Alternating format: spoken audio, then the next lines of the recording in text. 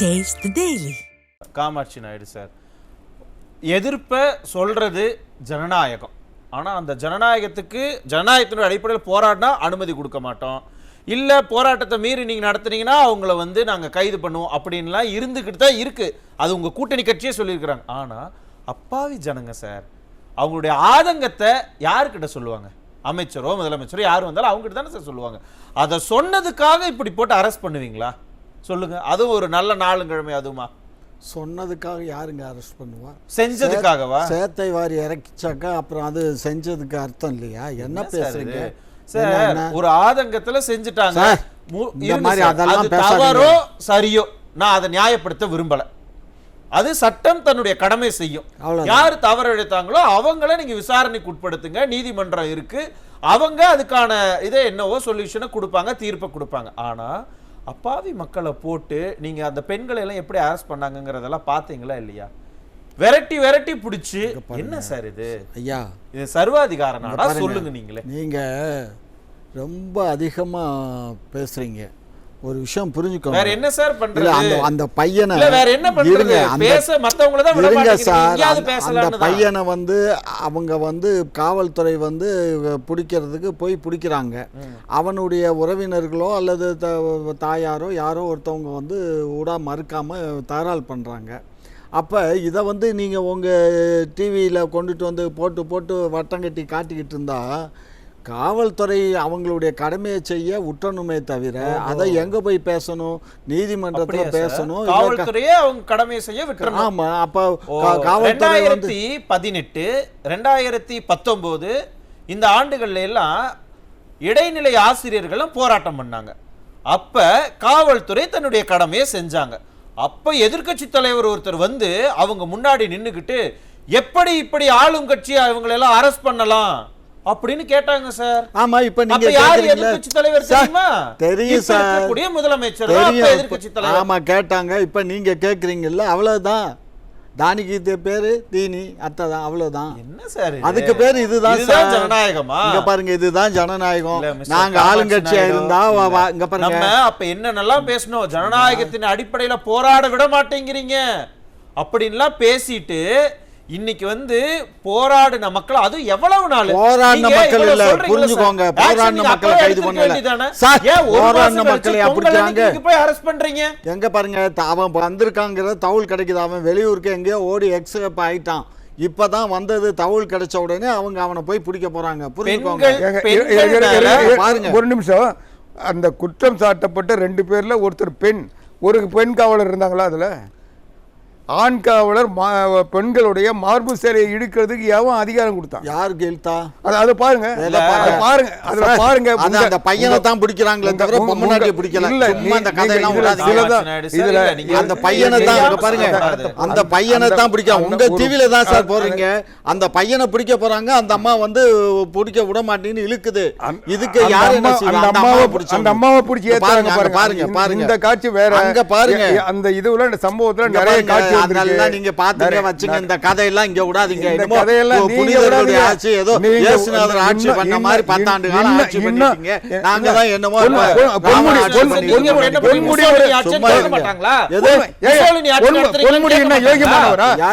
ஒரு கைதிங்க. இங்க பாருங்க, பொன்முடி ஒரு கைதி. கன்ஃபார்மா கேளுங்க.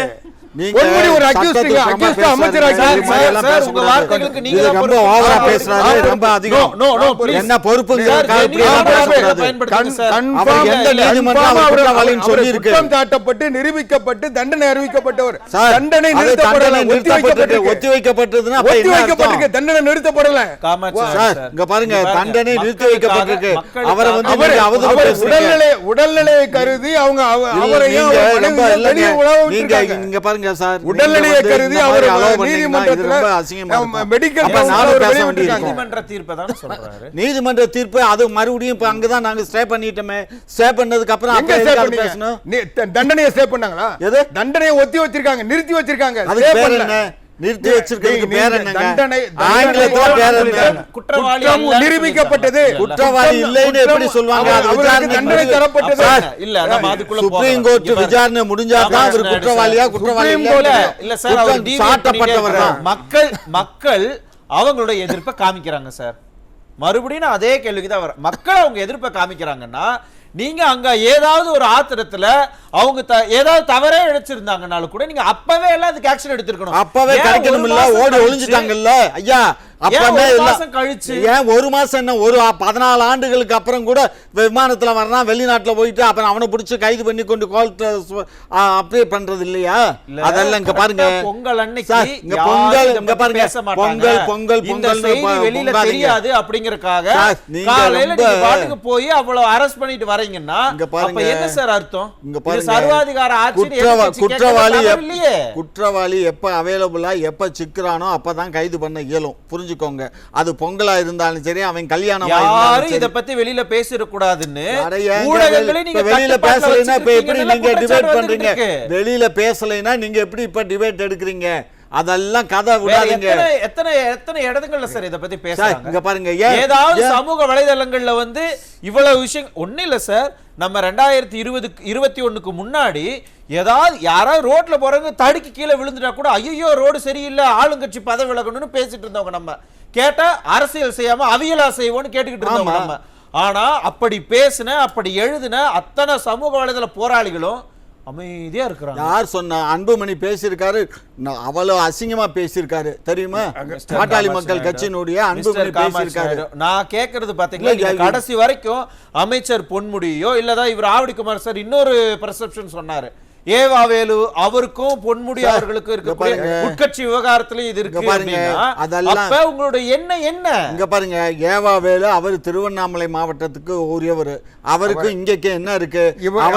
மாவட்ட அமைச்சர் ஏவாவேலு, மாவட்டத்துக்கு மாவட்ட அமைச்சர் ஏவாவேலு. ஆமாங்க, மாவட்டத்துக்கு போட்டா அது டெம்பரவரி தாங்க. இங்க பாருங்க, நீங்க இங்க பாருங்க, பார்த்திருந்த மாவட்டத்தை நீங்க ஒரு விஷயம் புரிஞ்சுக்கோங்க, ஒரு மாவட்டத்துக்கு அமைச்சரா நியமிக்கிறது டெம்பரவரி தான், அது எப்ப வேணாலும் மாத்திக்கலாம். இவர் வந்து இல்லாதனால அவரை போட்டாங்க, அவ்வளவுதான். இவர் வந்துட்டாரு, திரும்ப போய் அவர் ஏற்கனவே உயர்கல்வித்துறை அமைச்சரா இருக்க சொல்லியே ஏவாவேலு தான் அந்த மாவட்டத்தை, இவர் ஒரு தொகுதிக்கும் அவர் தான் பொறுப்பாளர்.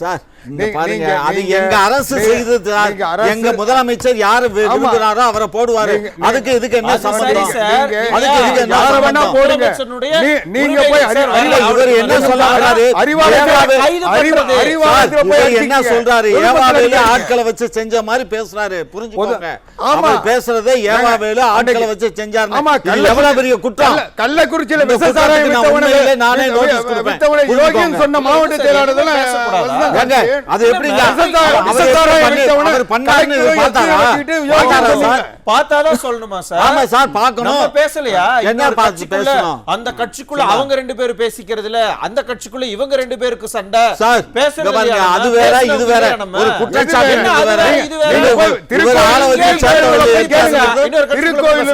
கட்சிக்காரனை கேட்டுவாங்க. என் கட்சிக்காரனை போய் கேட்குது, எல்லா ஊர்லயும் நாங்க போய் சார். நீங்க இப்ப வரைக்கும் அந்த கேள்வியை மட்டும் அப்படியே தட்டி விட்டு என்னங்க பேசிட்டு இருக்கீங்க? குற்றவாளியை கைது செய்யறது என்ன கஷ்டம் சார்? மக்களை நீங்க விரட்டி அடிக்கிறதுக்கு யார் சார் அதிகாரம் கொடுத்தா? யார் காவல்துறை எப்படி சார் இத பண்ணலாம்? அதிகாரம் கொடுக்க வேண்டியது காவல்துறைக்கு இருக்கு. தமிழ்நாட்டுல பெண் போலீஸ் இல்லையா பராமரிக்கிறது? காவல்துறையோட பொறுப்பு. எதுக்கு சார் பெண்களோட கருப்பு துப்பட்டாவை எதுக்கு சார் புடிச்சு இது பண்ணாங்க?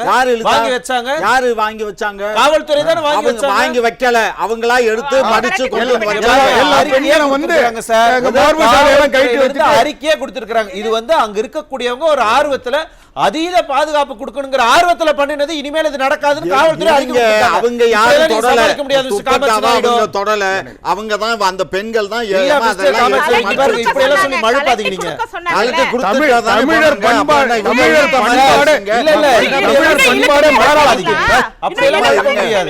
சும்மா இருங்க சார், சும்மா இங்க பாருங்க, நீங்க பேசுறது அந்த மாதிரி பேசுறீங்க.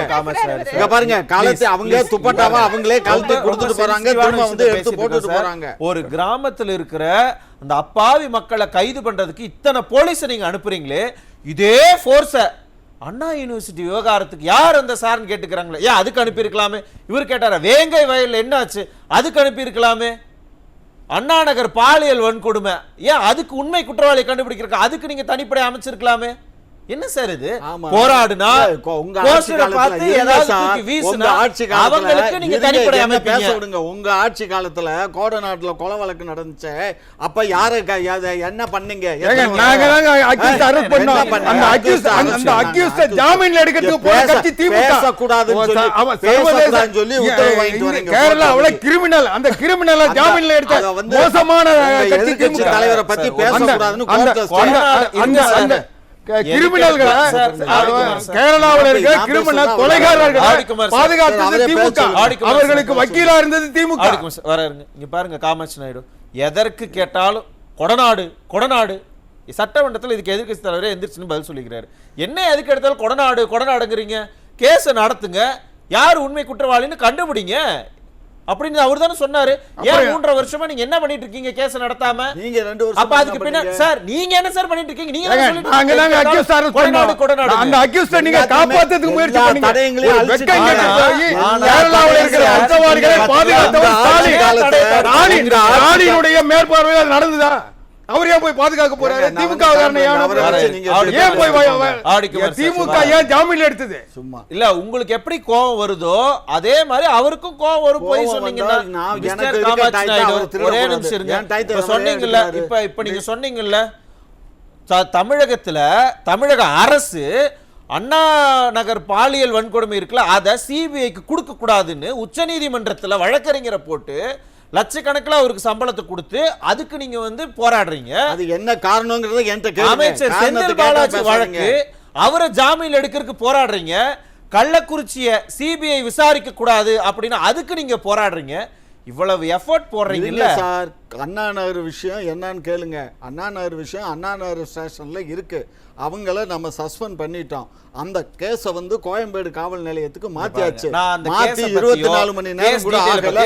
அதுக்குள்ள வந்து நீங்க போடுற எஃபோர்ட் இருக்குல்ல, அப்புறம் எப்படி பாருங்க அதுக்கு நம்ம போடுற எஃபோர்ட் இருக்குல்ல, அதுல எங்க நம்மளுடைய ஆட்சிக்கு பங்கம் வந்துருமோ அப்படின்னு பயந்து மடியில கனல்ல ஓடுறோம்ல. எங்க மடியில கனல்ல வழியில பயப்படுறதுக்கு ஓடுறதுக்கு மக்களை நோக்கி ஓடுங்க, நல்லது செய்யுங்க. மக்களுக்கு நல்லது செய்றோம். இப்ப ஈரோட்ல பாருங்க, அடுத்து 26ல பாருங்க, யார் ஆட்சி அமைக்கிறோங்கிறத பாருங்க. 26ல பாருங்க, எல்லாம் புழல்ல இருக்கீங்களா இல்லையான்னு பாருங்க சார். ஆவடிக்குமார் சார், நீங்க உங்களை விட எனக்கு அரசியல் தெரியுங்க. நீங்க சும்மா இந்த கதை உங்களுக்கு அரசியல் தெரியலாம். நீங்க பேசுறது அயோக்கியத்தனமா பேசுறீங்க. நீங்க லுச்சாத்தனமா பேசுறீங்க. நாலு பேர் எனக்கு சம்பந்தம். மிஸ்டர் காமாட்சி நீங்க இத நீங்க வந்து பின் வாங்கி தான் ஆகும். இவர் பேசுறது நீங்க இதுக்கெல்லாம் நான் அலோவ் பண்ணவே மாட்டேன். இங்க பாருங்க, நோ நோ மிஸ்டர் காமாட்சி, எப்படிங்க பழைய சொந்தம் அந்த மாவட்டத்தில் நடந்த மரக்காணத்தில் விசச்சாராய சாவுக்கு ஏவாவுடைய மஸ்தானுடைய மருமகன் தான் காரணம். நான் வரேன்.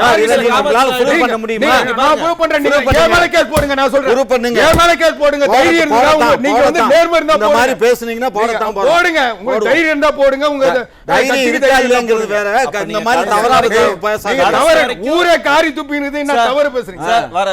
கடைசி வரைக்கும் மக்களை ஏன் இப்படி விரட்டி கைது பண்ணீங்கிறதுக்கான நான் தான் சொல்லிட்டு இருக்கேன். குற்றவாளியை கண்டுபிடிக்கிறதுக்கு அவங்க குற்றவாளியை ஒழிச்சு வச்சு குற்றவாளியை மறைச்சு வச்சா என்ன செய்யறது? அடிப்படையே தப்பா சொல்றாங்க. குற்றவாளியை மறைச்சு முடிக்க விடாம மக்கள் கிட்ட நீங்க போய் பதில் சொல்லிக்கங்க. நாங்க சொல்லிக்கிறோம். நீங்க ஒண்ணு வக்காலத்து எங்களுக்கு வாங்க வேண்டாம். நான் எங்களுக்கு தெரியும். காமாட்சி நாயுடு சார் மக்களுடைய வெறுப்பை சம்பாரிச்சுக்கிட்டு இருக்கீங்கங்கறாங்க. இல்ல ஐயா சொல்றாங்க, தேர்தலில் ஓட்டு கேட்டு போனா மக்கள் விரட்டி அடிப்பாங்கன்னு. மக்கள் எங்களை விரட்டுறாங்களா உங்களை விரட்டுறாங்களாங்கிறத நாடாளுமன்ற தேர்தல் பாத்தீங்கல்ல பிரச்சாரத்துக்கே அப்ப போகும்போது சென்னையில சார் என்ன நடந்தது பாருங்க, உங்களுக்கும் தெரியும். ஒரு விஷயம் புரிஞ்சுக்கோங்க. போலீஸ் இல்லாம அமைச்சர்கள், போலீஸ் இல்லாம நடந்துச்சு. போலீஸ் இல்லாம அமைச்சர்கள் இன்னைக்கு தமிழ்நாட்டுல எங்கயாவது போக சொல்லுங்க. தமிழ்நாட்டுல எல்லா ஏரியாலையும் ஏதோ ஒரு வார்டுல இல்ல ஒரு தெருவுல ஒரு இன்சிடென்ட் நடக்கிறத வச்சுட்டு அதிமுக 10 வருஷம் ஆட்சிக்கு பிறகு நாங்க போய் ஓட்டு கேட்ற ஒரு இடத்துல எதிர்ப்பு. உங்க சேனல்ல சொன்னேன், அதிமுக 10 வருஷம் ஆட்சி நடந்ததுக்கு பிறகு நாங்க போக சொல்ல எந்த இடத்துலயும் மக்கள் எதிர்ப்பு தெரிவிக்கல. நாங்க 40க்கு 40 நீங்க சொல்றீங்கல்ல, விரட்டி அடிச்சாங்கன்னு சொல்றீங்கல்ல, பேச வர விட மாட்டேன்னாங்கல்ல, நாங்க ஜெயிச்சோமா இல்ல சார்? இல்ல, தேர்தல் கணக்குகளை மட்டுமே வச்சுட்டு மக்கள் இல்லைங்க, சந்தோஷமா இருக்காங்க. இல்லைங்க. நாடாளுமன்ற தேர்தல் வேற, சட்டமன்ற தேர்தல் வேற. நாடாளுமன்ற தேர்தல் நரேந்திர மோடிக்கான தேர்தல், சட்டமன்ற தேர்தல், ஸ்டாலினுக்கு ஆட்சிக்கு அவலங்களை மக்கள் எடை போடுகிற தேர்தல். நான் தான் உங்களுக்கு நேரம் கொடுக்குறேன். ஆனா நீங்க சம்பந்தமே இல்லாமல நீங்க டைவர்ட் பண்ணிட்டு சம்பந்தம் பேச வரல, டிபேட் பேச தான் வந்திருக்கோம். இல்ல சார், இல்ல இப்ப என்ன நாடாளுமன்ற தேர்தல் வேற, அத மட்டுமே வச்சுக்கிட்டு அப்படி பார்த்தா 2014ல ஒரு இடமாவது திமுக ஜெயிச்சதா சார்? நாங்க திமுக ஜெயிக்கவே வேண்டாம். நாங்க ஜெயிக்கவே வேண்டாம். என்ன ஓட்டு சதவீதம் அத பாருங்க சார். காலங்கள் மாறலாம், காட்சிகள் மாறும். இங்க பாருங்க, வீரனுக்கு வெற்றியும் தோல்வி மாதிரி அரசியல் அதுல ஒண்ணு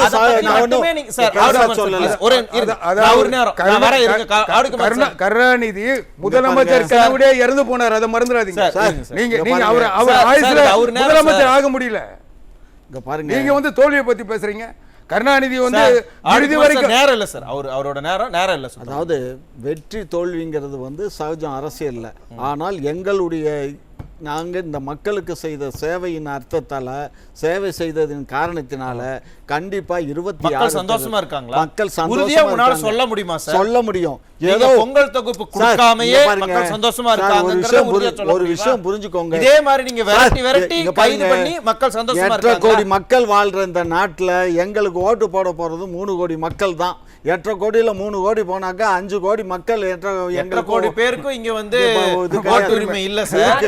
சரியா? உங்க கணக்கே அதான் சொல்ற பாருங்க, உங்க கணக்கே ரொம்ப தப்பா இருக்கு, எண்ணங்களும் ரொம்ப தப்பா இருக்கு.